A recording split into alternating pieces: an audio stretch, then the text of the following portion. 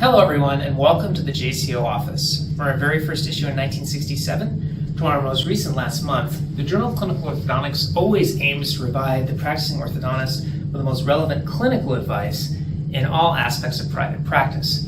Now, a lot of effort goes into producing this, and we're going to be taking behind the scenes to show you how it gets done. We'll follow one manuscript through the process to see how much it changes. And you'll meet the people who make JCO possible and learn how they all contribute to creating each issue and bringing it to you, including our editorial team, our art director, and our customer service manager. David Vogels, executive editor. I am Neil Kravitz. I am the editor-in-chief for the JCO. I'm Bryn. I'm the assistant editor. All right, I'm Chantel Mitchell, and I'm editorial assistant at JCO. My name is Irina Lev. I am art director. So Anne Marie, customer service manager. I'm Phil Vogels, and I'll be your guide through our process. Welcome to From Manuscript to Article, how JCO gets made.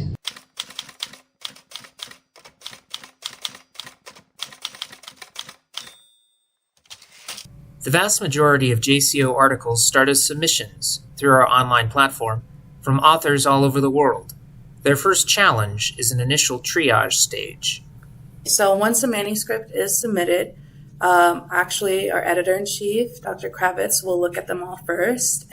So I see an article about 3 times minimum and maybe up to 4 or 5 times. So the first time is the initial triage where I'm looking at the article, I'm reading it, and I'm kind of sharing my gut feeling, whether I really think this is a paper worth sending out for further review. We always want to make sure that the author is submitting an article that really falls in line with what we're looking for. And then after I look at the article and I think it's an article that really has potential, we will select reviewers with an expertise in that field. I think initially about 25% of articles will get through that initial stage. Even at this early stage, interventions are sometimes necessary to get a manuscript on track. Figures are missing most of the, if something is missing, it's usually figures and just the article file is sent. Yeah. So then you have to follow up. Mm-hmm. So we'll email the authors and say, hey, we can't review your article yet because some figures are missing. If you could get those to us so we can continue the review process, then the review process will continue once I add those images back into the system. If an article makes it past Dr. Kravitz, it moves into the second phase, senior JCO editor approval and peer review. Well, the articles first go through our senior editorial staff. So Neil Kravitz and Bob Keim, our senior editor, and I, all 3 of us will look at it. And then we'll look at the subject matter of the article. And we have a spreadsheet of reviewers. We have certain reviewers who are more expert in certain areas. So we'll always pick a reviewer who we think is the most appropriate for that particular subject. So then it usually goes to that person, and then we look at their review when it comes back to us. Chantel is managing the review system, so she has a pretty good idea of who has articles out for review. There are certain departments like Pearls and Aligner Corner where if we think it's going to go in that department, then the editor in charge of that department has to review it. So they may get a few more reviews than the normal reviewer would. But otherwise, we try to keep track of what they have outstanding and not overload any one person. So we definitely have reviewers that are experts in the field. Everybody on our board and our reviewers are the best of the best in the world. I would say we have about 25 who we use on a regular basis, but we sometimes reach out to people who are not even on our review board if they have a real particular expertise. So we might use 30 or 40 different people in the course of a year. There are also reviewers that I think can really dive into the minutia of biomechanics and really check for accuracy. One of the big things that we really want to do, because we are a journal that people look toward look to for clinical expertise. We want to make sure all the statements are accurate. And so I definitely have reviewers that are wonderful at making sure the biomechanics are correct and the statements are correct, or the treatment plan is sound. So there are topics, and then there are fields within that topic that I'm maybe choosing a reviewer for. And sometimes we'll choose multiple rounds of reviewers just to make sure this is the right paper for us. No matter where in the process it happens, failure is the most likely outcome. I think we're at about 1 out of 10 articles that gets accepted in terms of the number that come in. But yeah, it's a small minority of articles that are actually accepted. And people always ask me, do my own articles get rejected? Of course they do. Of course they do. It's part of being a writer, but rejection is part of writing. It's going to make you better. And I think sometimes a young writer takes rejection very personal, but that's not what it's about. We're looking for the best articles, and you have the best reviewers in the world who are looking at your manuscript. If they're giving suggestions, and you can take those suggestions, I promised you, it'll help you getting that next paper approved. So every paper is going to get suggestions. We want that review process. We are a referee journal. We're very proud of our PubMed status. And it's very important that our review process is real and strict. And we're not just automatically accepting or automatically rejecting papers. So if an article doesn't get accepted, I make sure I get to reach out to the author and give them some comments from the editors and reviewers. They spent time reviewing it, and they obviously saw something in it. And so I give them some of the comments that the editors talked about. So then if they decide they want to resubmit or submit to another journal, they have some feedback from some of the editors and reviewers that already saw it. Even at this point, a manuscript is usually not where JCO needs it to be. Usually the reviewer will suggest some changes. In fact, we ask them to do that, to suggest any corrections or make any comments that they would like to. And then we will look at those and see if they're appropriate. Then we do send them back to the author. So I would say in the majority of cases, we do ask for revisions from the author before accepting it. Almost 100%. All right. So there are definitely a few authors who just seem to have it down pat, and when they write it, it's there. But that's rare. It's even rare for my own papers. There are very few that come in that we say, "Oh, this is just perfect the way it is," and we'll go ahead with it. Once an article is revised and accepted, then the hard work of shaping begins. The first challenge is just ensuring JCO has all the materials it needs.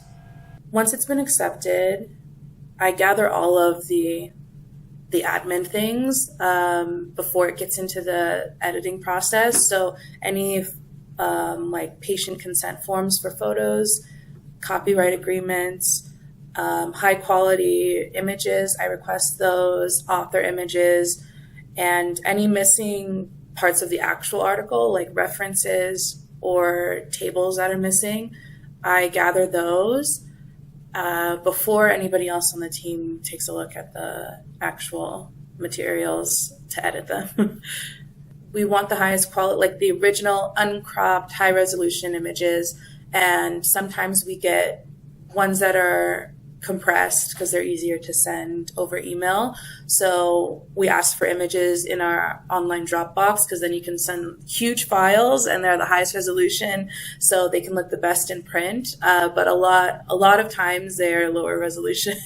So that's one I have to ask for a lot. Yeah. All articles begin their editing journey with an editorial assistant, Chantel Mitchell. So I set up the article according to the style that the team uses in a Word document. I also make changes for like JCO's in-house style, grammar, punctuation, font changes. If I see anything in like in a case's timeline that's missing, or details about aligners, for example, I've asked the authors for those things and add them in. I double check all references. A lot of times there are some missing references or repeat references is one I see a lot, when references are repeated or listed twice, or there's no call out for a reference in the article, but it's in the reference list at the end. I cross-check all of those on databases to make sure they're up to date and correctly. Yeah, exactly. Up to date and accurate. I start on the manuscripts after our editorial assistant has prepared them and formatted, and also reached out to the author to request any missing materials or any replacements that we might need. And at that point, then I work with our editor-in-chief, Dr. Kravitz, with what he has in mind for the manuscript and what he thinks we might want to delete or what we should focus on or clarify. Sometimes the papers need a little bit of focus, and that's something that I always take a lot of pride in with my papers. And that's where the paper can get changed. It really is. That's the stage where it's hard for the writers or the authors of the manuscript, because they're excited that the paper's been approved, but now we have to get it publication ready. And sometimes we have to make changes. Sometimes we have to reduce the length or, again, as I said before, maybe remove a case report. Then I go through and I do some editing and sometimes some cutting, reorganizing, and I also will write or rewrite the captions according to our formula. We have our specific way that we do the figures, and I'll also indicate which images need to go with each of those captions. I'll also indicate where I have a question about something, if I think something's missing or needs to be clarified, or if we want to add a timeline point or something like that. And I do all of that in preparation for David, our executive editor, to do the final editing pass, and he does the final reorganization and rewriting and getting it to our publication standard. But I try to do as much as I can before that to get it to him so that it's in good shape for him to edit. I'm checking the work that everybody's done up to that point, and I think my main role is to put the article into JCO style, which I've been doing for 40-some years. So I know the style. Usually it's been condensed somewhat by the time it gets to me, and then when it gets to me, I very often condense it quite a bit more. So the typical author, or the typical article, is quite a bit shorter in terms of length of text than when we initially get it, because we're trying to cover the main points in a way that's readable. So that's usually what happens. It's not that we're changing the sense of the article, but I usually, more than cutting, I'm more condensing into a readable style. Usually, when I get done with it, I send it back to Bryn, and it's just about ready for production. But we usually have a few minor questions left to ask the authors, so she checks with the authors at that point. Those minor questions are pretty common, and again require more input from authors to add to the detail of the manuscript. Almost every time. Occasionally we'll have one where everything's in place that we need, but usually we'll have at least one or two questions, and then it just varies how many we'll have. I would say a lot of our authors don't have English as a first language, so we're often trying to sort of reinterpret what they say. But that's not a huge problem, because usually we can tell what they're trying to get across. Sometimes we have to ask them to clarify something. I would say the biggest problem is a lack of detail in terms of case reports. So we like to have a lot of detail on the whole progress of the case. So we are often having to go back and ask the authors something like, how many weeks did this stage take, or what kind of arch wires were you using in this case? So that's probably the most common issue that we run into. JCO, of course, also generates some in-house material, including its famous studies, interviews, roundtables, readers' corners, and product news. This requires quite a bit of staff work. We do a lot of periodic brainstorming with the editorial staff about what topics we would like to cover. So some of the things are fairly regular, like the Reader's Corner. We're just constantly looking for topics. Some of the other ones will just come up in our brainstorming sessions, like we should interview so-and-so on this topic because it's a topic of interest right now. So we're always looking for what are the current trends in orthodontics, and if we feel like we're not getting enough material on that kind of a subject, then we might try to generate some ourselves. So the Reader's Corner editor will prepare some questions, and that survey gets sent out. And when I start on it is with the results of the survey, and I take all of the number of answers, and I do a count of to get a percentage for each of the questions, and also create some graphs that we might want to use to illustrate some of the more interesting points, and then send the graphs to the Reader's Corner editor and see which, usually prepare some extra graphs, and then those can be picked from which the most relevant or most interesting. The editor will write up some key points from the data, and then I go through it, edit that as we would a typical article. So with the studies, we have the practice study we do every 2 years, and the diagnosis and treatment study we do every 6 years. There's really three elements to that.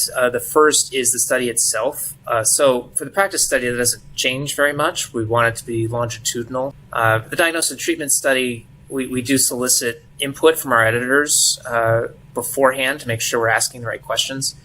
Then the tough part is the data collection. I mean, it's especially with the practice study, because it's a difficult study to complete. We're always stressing on getting enough responses, and we have to do quite a bit of outreach to try to get all the responses. And so if you're watching this, please, in future years, do the practice study in its entirety. That's the other thing. You get people who will do the first part and then kind of stop once we start asking some of the tougher to answer questions. And obviously we need as much complete data as possible. And then the data analysis, these are really big studies, so there's a lot of work that goes into the data analysis. It can take up to a week just to prepare the data to even be analyzed. And then, we have to write it up and generate the tables and the charts and everything for the studies. So quite a bit of work goes into making those. With all the material in hand, it's time to create an editorial schedule of what goes into each issue.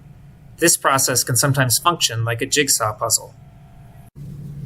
We try to have a balance of articles in every issue. We usually have 6 articles in an issue, and usually one is a Pearl and one is a case report. There's some flexibility there, though. We try to have a couple of longer articles in every issue. So it's really a balance that we're looking for. We're also looking for something of a global balance in terms of where the articles come from. And we try to have a fairly constant flow of management articles. So we space those out so that we can get one in maybe at least every other issue. So I prepare a spreadsheet for each issue, and that is based on the lineup of articles that David has determined for that issue. And I keep track of what stage each article is in, who's working on it, who's seen it, and then as we move through, I'll put dates in of each for each article, who has it, and then when it's sent to the author, we also send the proof of the laid out article to the author to check, and so I'll indicate that at that point. And as we also keep track of the page count of each article, and that goes into the final imposition of the issue, the order in which the articles will appear, is everything has to fit. Everything has to fit together. So things shift a little bit with that, and sometimes we will also shift an article to a different issue if we need something shorter or longer, or something isn't coming together as quickly as we need it to. So that's definitely a document or spreadsheet that changes day to day as we go through. Finally, articles are ready to be put into actual print layout for publication. But even this step involves a lot of moving parts. When the final draft is done, we send it to our art director, Irina, and she produces a layout.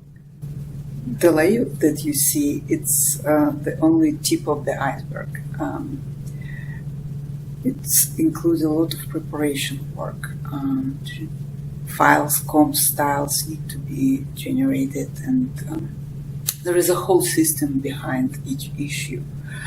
The text files and images need to be prepared for different variants of layout.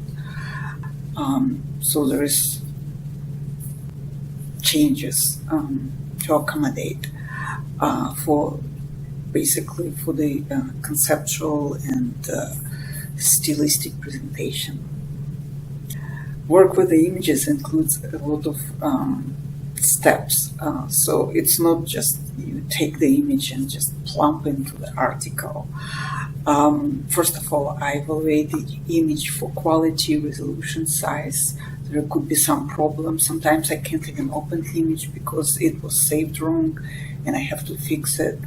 Then I prepare images using different software to correct resolutions, size, extension, etc. To accommodate for my software that I use for layout.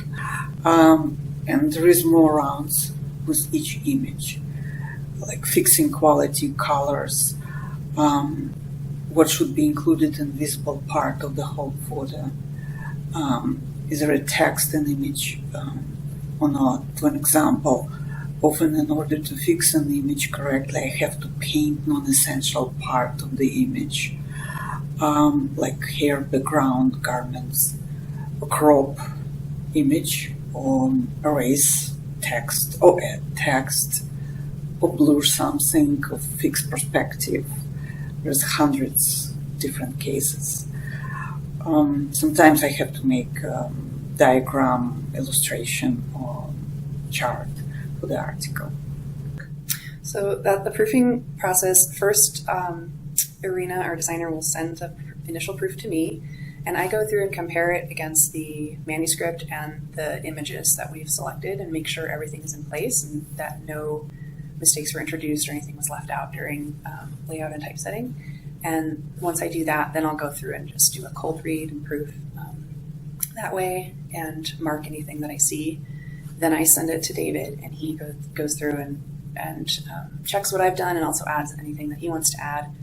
And I send back to Irina, and we go through that process a couple of times so we get it pretty clean.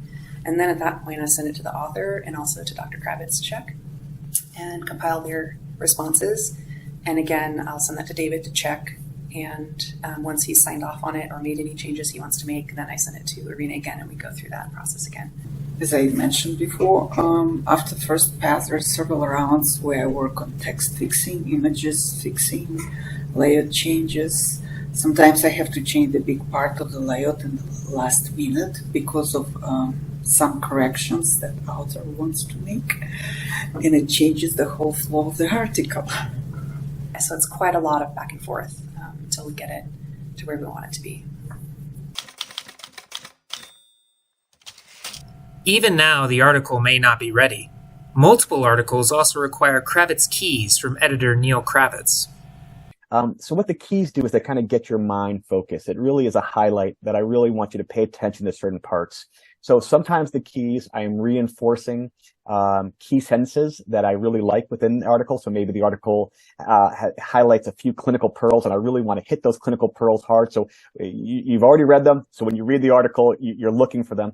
Sometimes I point out things that maybe the author didn't emphasize that I thought was a really great technique, where I'll look at a photograph and say, this is what they're doing.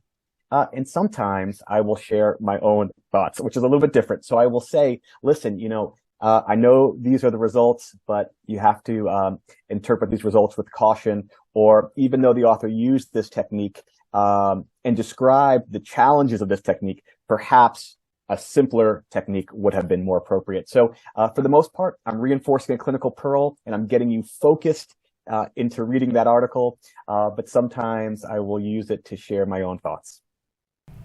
Last-minute scrambling can also occur if an author doesn't respond quickly, or if the lengths of articles don't fit together.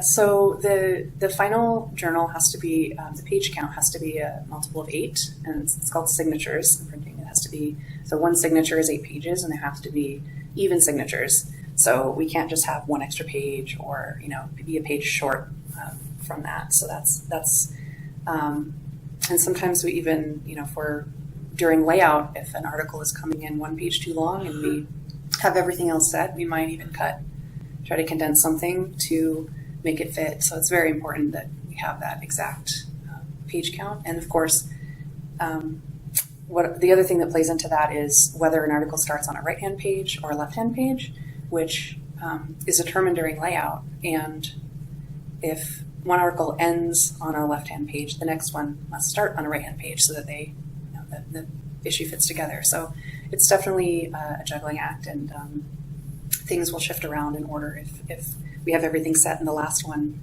comes in very different from what we estimated, then we might have to move things around. Or again, that might be a case when an article gets moved to another issue or we have to put something else in at the last minute. So, and then after we have all of the articles done and they're compiled into the issue, we do a final proofing of that. And that's the same thing. I'll look at it first. Well, David and I look at it at the same time and then put our responses together for Arena to enter it, and then just go back and forth until we get everything as close to perfect as we can. It's never perfect, but we try to get there. Then we proofread everything again when we get the proofs from the printer. So we're proofreading every article maybe 4 or 5 times. Finally, an issue is at the printer and ready to be printed under Art Director Irina Leff's supervision.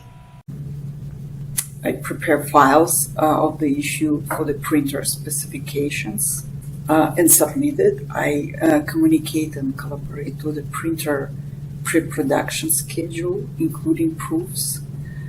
And when we finally print it, I attend and oversee to ensure quality.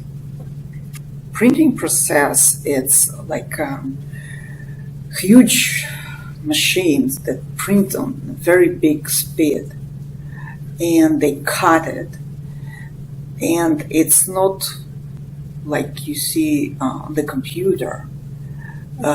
So it's not precise to the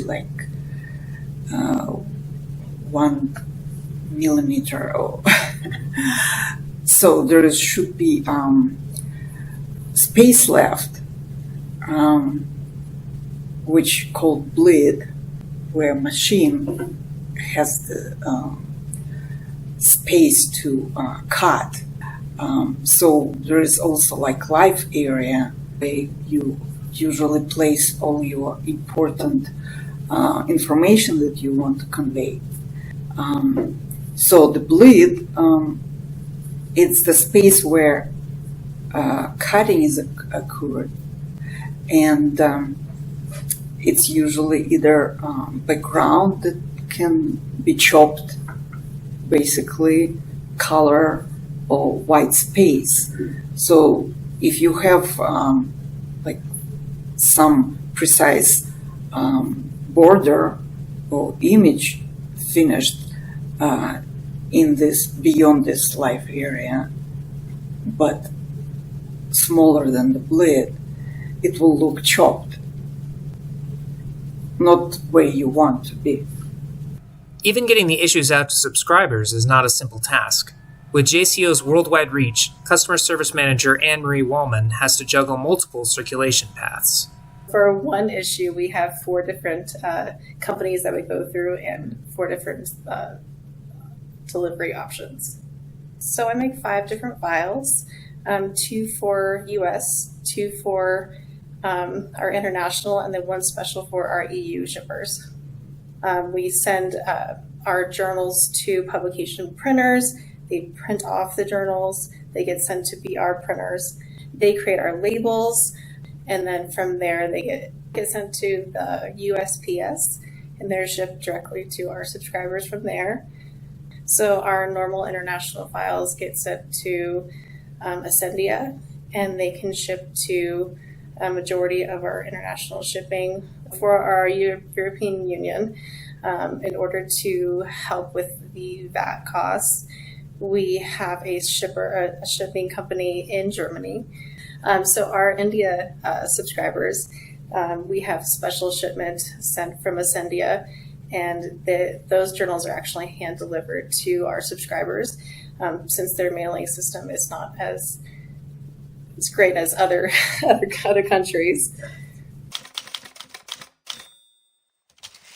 Work must also be done to get an issue ready for publication at jcoonline.com. Well, when we have to put issues into the online version, there are a couple steps that are required. The first one is to get everything out of the PDFs for the printed version. So the text, obviously, but the images and captions, the references and footnotes, if there are any, and usually there are, the author bio, all that has to get put into our backend interface. And then we have to relay it out to a degree for the web. And that is generally fairly straightforward. It requires sort of redoing the layout so that it makes sense online. We try to keep the figures really close to the call outs in the text, which is something we can't always do in the printed version.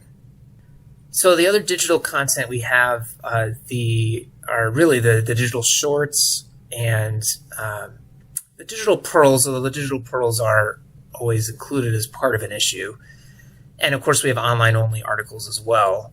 The online-only articles are not printed in the issue, of course, that's the point. They look the same online as all the rest of the articles. There's a PDF, and there's the article. The real difference is the PDF is not in print layout form. It's just all the text and all the images together. They're not interspersed. The digital pearls are, meant to be, 1 minute, max 2 minute videos, and same concept as a regular pearl, just in pure digital format. The digital shorts are sort of designed to be a bit longer, so looking more like 5 to 10 minutes, maybe. And that sort of allows a somewhat deeper dive on a topic. Of course, all that is free for subscribers. It's a benefit of being a subscriber. You get access to all of our digital content.